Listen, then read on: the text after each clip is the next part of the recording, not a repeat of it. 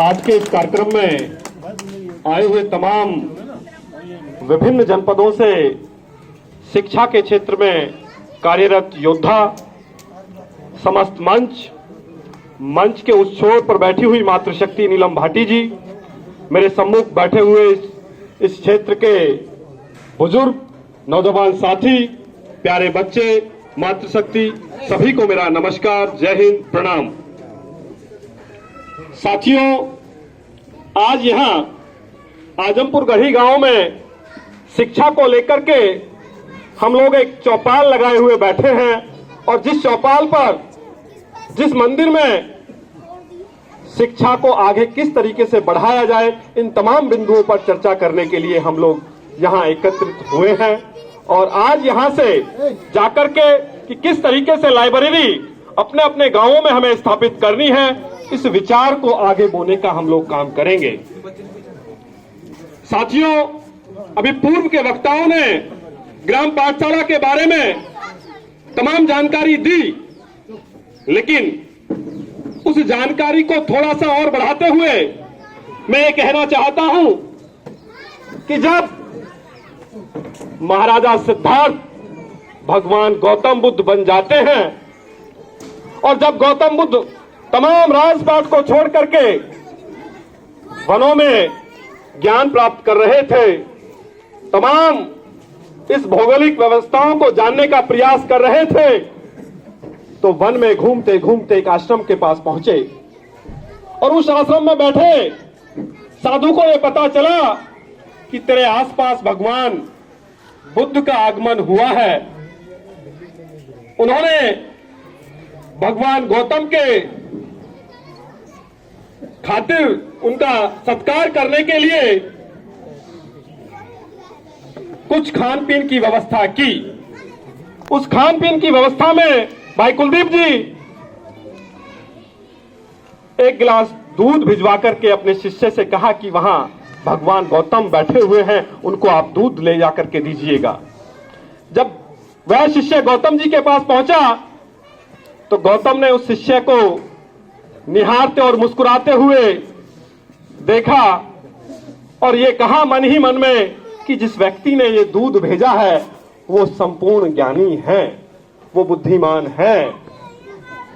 उन्होंने उस दूध को अपने हाथ में लिया और बगल में पुष्प के पेड़ से पुष्प की पत्तियों को तोड़ते हुए उस दूध में डाल करके वापस भेज दिया और कहा कि अपने गुरु को जाकर के दे देना।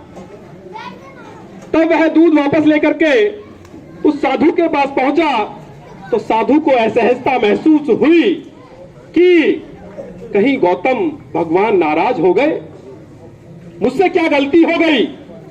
तो स्वयं साधु चलकर के भगवान गौतम के पास पहुंचते हैं और कहते हैं कि महाराज, मुझसे क्या गलती हुई, आपके सादर सत्कार में कहां कमी रह गई जो ये दूध का गिलास आपने वापस कर दिया। उन्होंने कहा, जब आपने एक दूध का गिलास भर करके मेरे पास भेजा तो मैं समझ गया था कि ये किसी संपूर्ण ज्ञानी व्यक्ति ने ये भेजा है।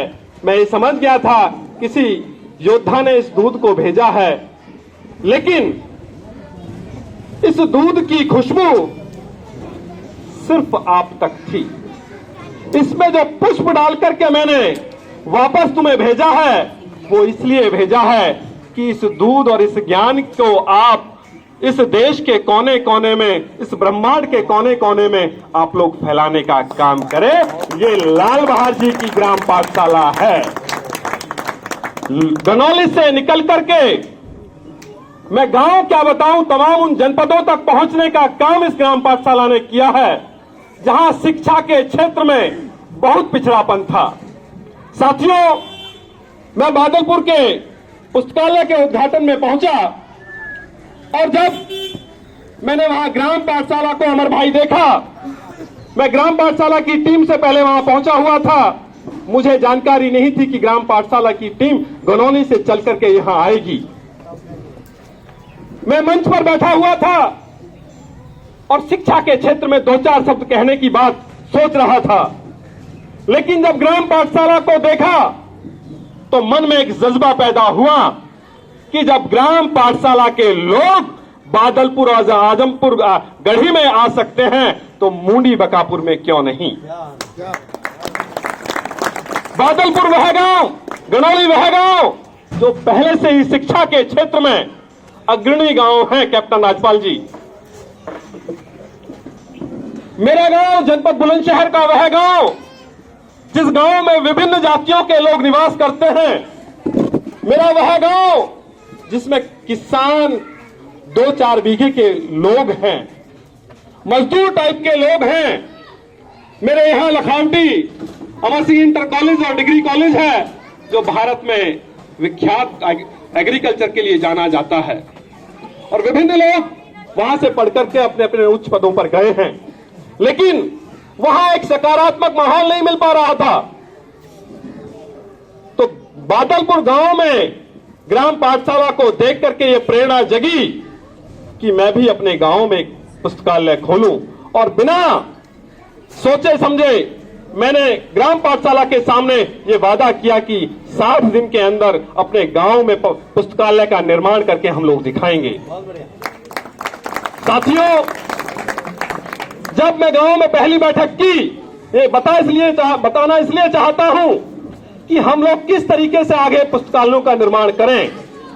जब पहली बैठक की तो पहली बैठक में सर्व समाज के लोगों को बुलाया गया और मैंने उनसे कहा कि मैं गांव में हम लोग पुस्तकालय खोलना चाहते हैं। तमाम गांव के उन किसान, मजदूर और सम्मानित लोगों ने कहा कि बहुत अच्छा विचार है, लेकिन इसको हम पूर्ण कैसे करेंगे। भाई, हम लोग बहुत छोटे लोग हैं, हमारे पास इतनी अर्थव्यवस्था नहीं है, हम पे अपने बच्चों की 30 रुपए, 40 रुपए, 50 रुपए गांव के स्कूलों में फीस नहीं दी जाती कि हम अगर यहां लाइब्रेरी बनाएंगे तो कैसे बनाएंगे। तब मैंने उनको ग्राम गनौली का एग्जाम्पल दिया, वहां यह उदाहरण प्रस्तुत किया कि जो मेरे गांव में विभिन्न नौकरियों पर युवा लगे हुए हैं वो लोग कुछ अधिक राशि दें और जो मेरे गांव के लोग हैं वो स्वेच्छा से 10, 20, 50, 100 रुपए दें और मैं कहता हूं कि निश्चित लाइब्रेरी का जो है स्थापना होगी। गांव के युवाओं ने जो नौकरियों पर थे उन्होंने सहयोग किया, हमने सकारात्मक दृष्टि से अपने विचार को रखा, लेकिन एक गलती मुझसे ये हो गई भाई लाल बहादुर जी, मैंने बिना सोचे समझे वो चुनाव से पहले गांव में लाइब्रेरी खोली तो गांव के लोगों को लगा कि ये कहीं चुनाव लड़ने के लिए तो नहीं आ गया है। तो मुझे सफाई देनी पड़ी कि भैया मैंने तो अन्ना हजारे जी को लिखित में 1000 के स्टाम्प पे ये दे रखा है कि मैं जीवन में प्रधान तो प्रधान, कभी एमएलए एमपी का चुनाव नहीं लड़ूंगा। ये सोच को बाहर निकालो। जिस तरीके से समाज की सेवा हम लोग कर रहे हैं उसी तरीके से हम लोग समाज की सेवा करेंगे। तो साथियों, लास्ट निर्णय ये रहा कि 20 दिसंबर 2020 को ग्राम पाठशाला की टीम गई और उस आधुनिक, निःशुल्क आधुनिक पुस्तकालय का उद्घाटन ग्राम पाठशाला के हाथों से हुआ। साथियों, अभी मैं अपनी बात को अंतिम छोर की तरफ लेके जा रहा हूं। मेरा निवेदन है, कृपया 1 मिनट, प्रिय 1 मिनट, बस 1 मिनट,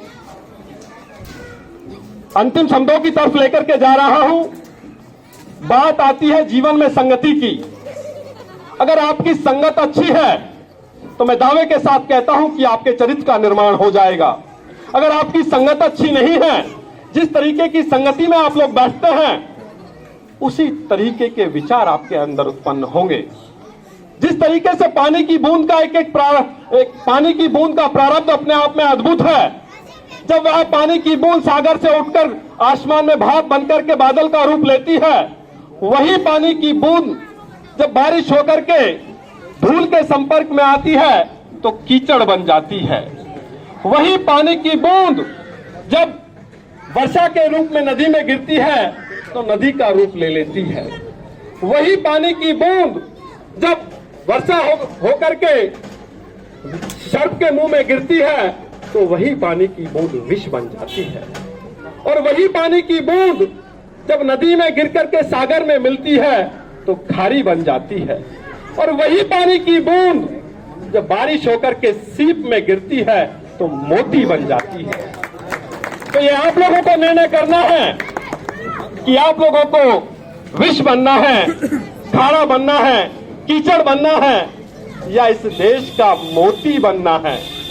तो साथियों, जो ग्राम पाठशाला टीम का एक बड़ा आंदोलन इस देश में चल रहा है कि गांव-गांव एक लाइब्रेरी हो, मेरा गांव मेरा पुस्तकालय, जो ये विचार चल रहा है, इसकी मैं भूरी भूरी प्रशंसा करता हूं। और मेरे पास शब्द नहीं है भाई लाल बहादुर जी के लिए, जो बहुत ही साधारण तरीके से दिखते हैं, लेकिन एक और अनुभव मैं आपको साझा करना चाहता हूं। पूर्व के कार्यक्रम में भी एसीपी महोदय आए, लेकिन जब मुंडी बकापुर के कार्यक्रम में मंच पे केपी गुर्जर साहब, मास्टर अजय पाल जी और लाल बहादुर जी बैठे थे, तो उसी मंच पे जनपद बुलंदशहर का कप्तान बैठा था, उसी मंच पे सदर एसडीएम बैठे थे। जब उन्होंने अपना संबोधन प्रारंभ किया भाई कपिल जी, तो उन्होंने कहा कि मैंने इस 30 साल की नौकरी में, ये एसएसपी साहब ने कहा कि मैंने 30 साल की नौकरी में मिठाई की दुकान, जूते की दुकान, कपड़े की दुकान और यहां तक कि शराब की दुकानों के फीते काटे हैं, लेकिन आज मेरे लिए सौभाग्य की बात है कि मैंने पुस्तकालय का फीता काटा है। और ये वादा किया ग्राम पाठशाला से कि नौकरी से रिटायर्ड होने के बाद ग्राम पाठशाला के साथ मिलकर के अपने गांव में भी एक शिक्षा का मंदिर का निर्माण करूंगा। गांव के एसडीएम ने कहा कि हमें लोग कहां बुलाते हैं, हमें तो चक्रोड़ की नाप के लिए बुलाते हैं, जमीन की नाप के लिए बुलाते हैं, बुला करके फिर गाली देते हैं। पहली बार मुझे लाइब्रेरी का उद्घाटन में आने का मौका मिला है।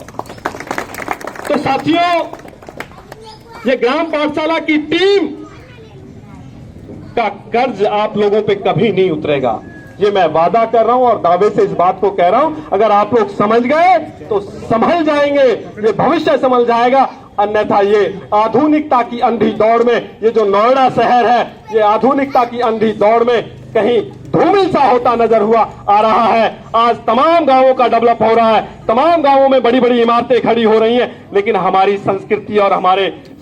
संस्कृति और संस्कार का पतन होता जा रहा है। अगर आपको संस्कृति और सभ्यता और संस्कार को बचाना है तो पुस्तकालय को निर्माण करो, और यह निर्माण आपके चरित्र का निर्माण करेगा। इन्हीं शब्दों के साथ मैं अपनी वाणी को विराम देता हूं। जय हिंद, जय भारत, भारत माता की जय। एक बार जोरदार नारा लगाएंगे, भारत माता की जय।